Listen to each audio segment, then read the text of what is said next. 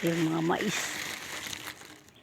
Kaya pa magkukuskus ng mais noon, yung sapatos, isa-isa lang pagkukuskus ko. Pag patuka sa manok, saka sapato.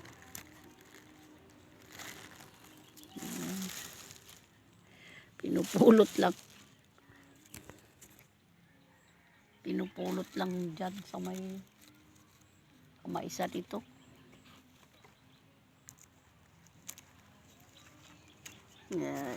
Pampakain sa pato. Dito marami kang mapupulot na mais. Pangkain sa manok, pato.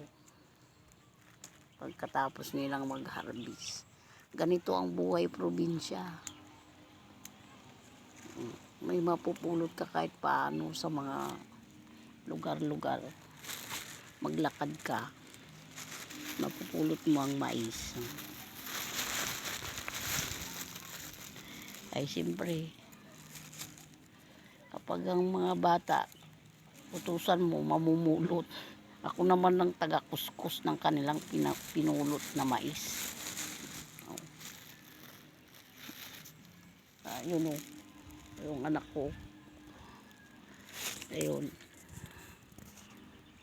Namumulot din yan ng mais eh.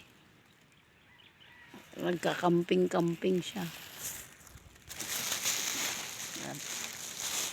Kasi yung mga tinanim ko. Kalabasa.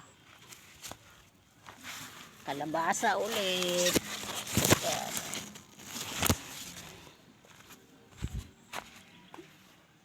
Bulaklak.